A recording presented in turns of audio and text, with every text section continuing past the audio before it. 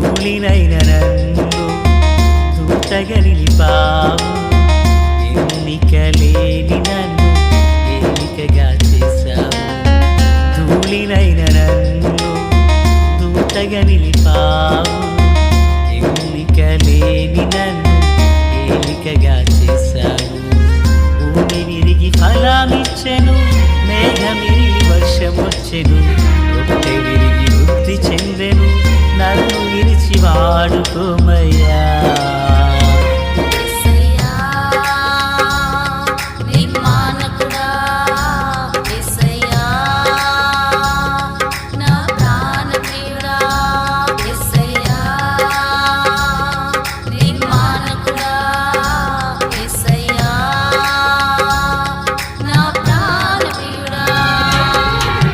ధూళినైన నన్ను దూతగా నిలిపావు, ఎన్నిక లేని నన్ను ఏలికగా చేశావు.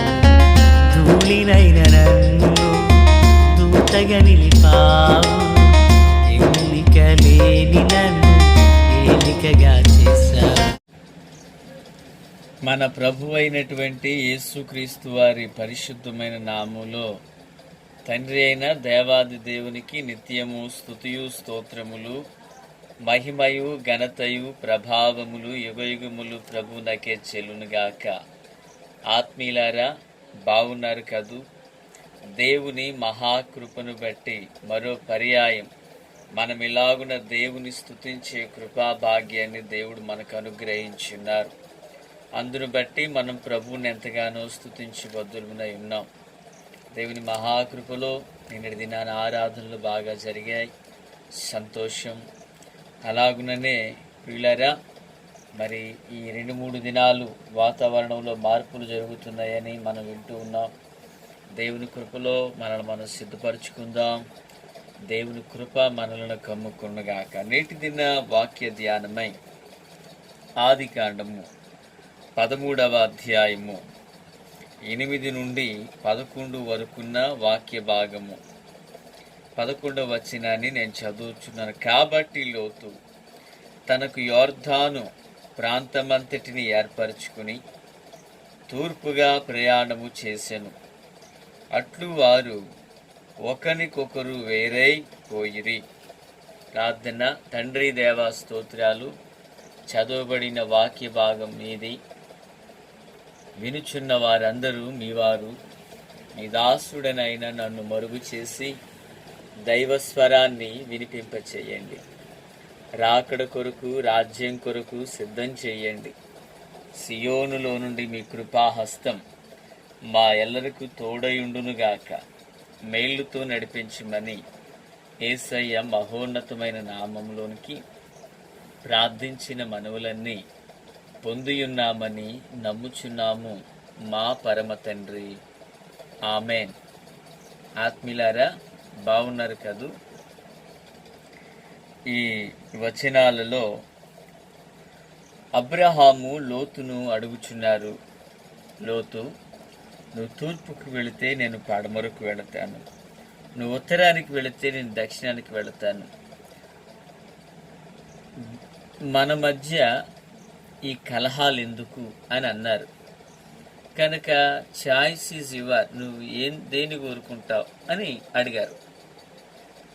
అప్పుడు లోతు యోర్దాను ప్రాంతం అంతటిని చూచి, అది ఐగుప్తు ఏదైనా తోట వలె నీళ్లు పారు దేశంలాగా కనిపిస్తే అతడు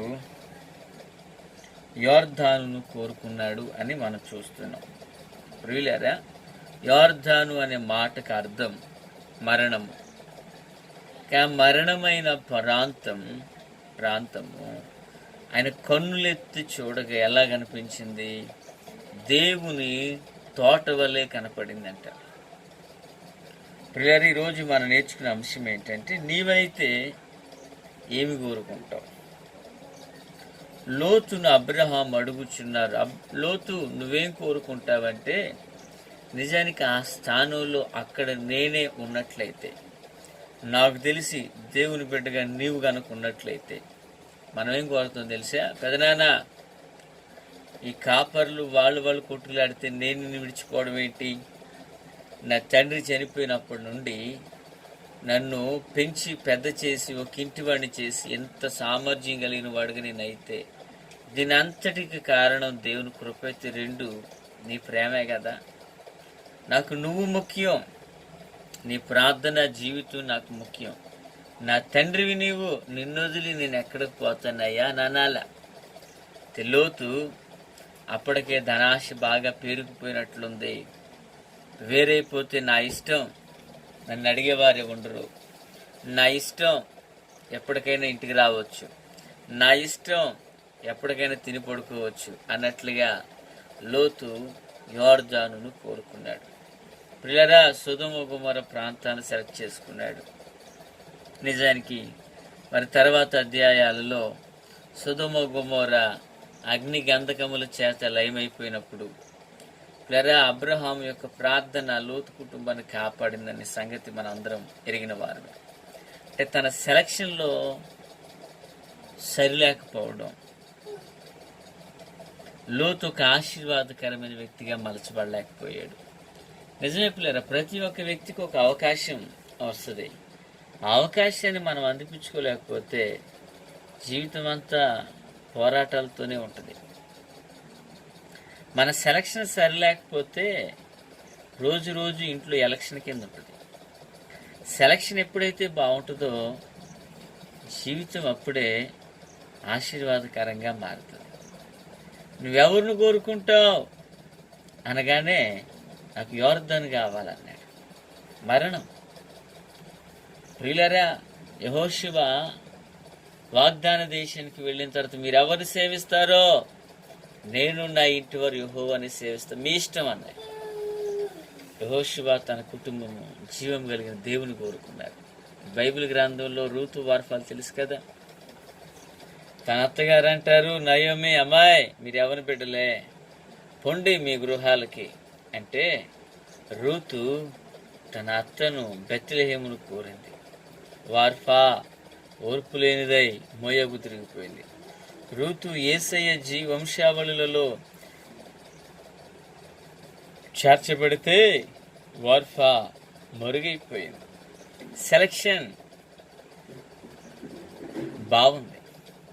ప్రియులారా, అలాగే నీ రాజు గ్రంథంలోకి మనం వెళితే 18వ అధ్యాయం 21వ వాక్యంలో 2 తలంపుల మధ్య ఉన్నటువంటి ఇజ్రాయేల్ విషయమై అడుగుచున్నారు. ఏలియా, అయ్యా మీకు బయలు కావాలా, దేవుడు కావాలా? 2 తలంపుల మధ్య ఇరుకుని పడిపోయారట. తర్వాత పరలోకం నుండి బలిపేట మీదకి అగ్ని దిగి రాగానే యెహోవా దేవుడని వాళ్ళు తిరిగి వచ్చారు. సెలక్షన్. ఈ మాటలు వినిచిన ఆత్మీయులారా, మరి నీ జీవితంలో ఆధ్యాత్మికంగా బాహ్యంగా నీ సెలక్షన్ ఎలా ఉంది?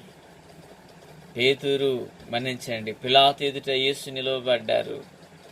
బరబ్బాని విడిపించాలా, యేసుని విడిపించాలా, మీరెవరిని కోరుకుంటారంటే వాళ్ళు బరబ్బా అన్నారు. మరి యేసుని ఏం చేద్దామంటే సిలువ వేసేయండి అన్నారు. నీతిమంతుని రక్తం నా మీద నా కుటుంబం మీద ఉండకుండా కాక పిలాతు చేతులు గడిగితే వాళ్ళు అంటారు మా మీద మా పిల్లల మీద ఉండును గాక. తర్వాత నీరో చక్రవర్తి కాలాన యెరూషలేము పరిస్థితి ఎంత అధ్వానంగా మారే గుర్తున్నదా మీకు? ఆ రక్తం మా మీద ఉండాలి, మా పిల్లల మీద ఉండాలన్నారు. ఆ పిల్లలను కాళ్ళు పట్టుకుని యెరూషలేము గోడలకేసి బాధితే రక్తం ఏరులై పారిందంట. ఆత్మీయులారా, సెలక్షన్. ఇక్కడ మనం లోతును చూస్తున్నాము. లోతు నీకేం కావాలో సెలెక్ట్ చేసుకున్నానా? ఆయన అంటాడు, నాకు యోర్దాను కావాలి. యోర్దాను మరణం, యోర్దాను భూభాగం, సొదొమ గొమొర్రాలు ఉన్నాయి. అక్కడ అగ్ని గంధకాల చేత కాలిపోతున్నాయి. లోతు సెలక్షన్. అక్కడికి వెళ్ళిన తర్వాత తన భార్యను రక్షించుకోలేకపోయాడు, తన 2 కుమార్తెలు రక్షించుకోలేకపోయాడు. అబ్రహాము ఇంట్లో 318 మండుగురు తన ఇంటి పుట్ట అలవరచబడిన వారు ఉంటే ఆ 318 మండుగురు తీసుకుని వెళ్ళి యుద్ధాలు చేసి దేశాన్ని జయిస్తే లోతు గారి ఇంట్లో ఉన్నది జనసంఖ్య మొత్తం 4. ప్రియులారా, ఆమెమో వెనక్కి తిరిగి చూస్తుంది. వీళ్ళేమో భర్తల కొరకు చూస్తున్నారు, పెళ్ళి అవ్వకుండానే సంతానం కనాలని ఆశపడుతున్నారు. దేవుని దైవ జనాంగానికి భిన్నమైన సంతతిని వాళ్ళు తీసుకుని వచ్చారు. ఆత్మీయులారా, లోతు సెలక్షన్ ఇది. మరి ఉదయకాలం వెళ్ళి మాటలు వించిన నీ జీవితంలో, మరి నీ జీవితంలో నువ్వేం కోరుకుంటున్నావు? దైవ సన్నిధిన, లోకాన్న, దైవత్వాన్న, లోబడే తత్వాన్న, ఆడంబరాన్న నువ్వేది ఆశిస్తున్నావు? లోతు నీకేం కావాలయ్యా అంటే, నాకు యోర్దాన్ కావాలి. యోర్దాన్ పచ్చగా కనిపిస్తుందంట, దేవుని తోట వల్లే కనిపిస్తుందంట. అవును పిల్లలు, లోకం అలాగే కనిపిస్తుంది. లోకం రంగుల వలయం ఎవరినైనా ఇట్టి ఆకర్షిస్తాడు. కానీ నీవు నేను ఆకర్షించబడవలసిన దేవునికి, దేవుని వాక్యానికి, దైవ క్రమానికి, పరిశుద్ధమైన జీవితానికి. లోతు అదే ఊరు నుంచి వచ్చాడు, అబ్రహాం అదే ఊరు నుంచి వచ్చాడు. అబ్రహాం ఆశీర్వదించబట్టుగా లోతు దీవించబడలేకపోవడానికి గల కారణం తన సెలక్షన్ సరిలేదు. కనుక ఈ ఉదయకాలం వెళ్ళి మాటలు గురించిన ఆత్మలారా, మన సెలక్షన్ బాగుండాలి. యెహోషువ అంటాడు, మీరెవరు సేవించి నాకు అనవసరం, నేను నా కుటుంబం దేవుని సేవిస్తాం. ఆ దేవుని పొందుకున్నారండి. రూతు బెత్లెహేమును కోరుకుంది. ఇజ్రాయేలీలు జీవము కలిగిన దేవుని కోరుకున్నారు. యేసు కాలమందు వారు నీతిమంతుడైన యేసుని విడిచి అనీతిమంతుడైన బరబ్బాను కోరుకున్నారు. ఆ ఫలం వాళ్ళు పొందారు. మరి మన జీవితంలో, ఈ జీవితంలో నువ్వేం కోరుకుంటున్నావు? తల వంచండి, ప్రార్థన చేద్దాం. దేవా, స్తోత్రాలు. వాక్యం అందరి హృదయాల్లో ఫలభరితం చేయండి.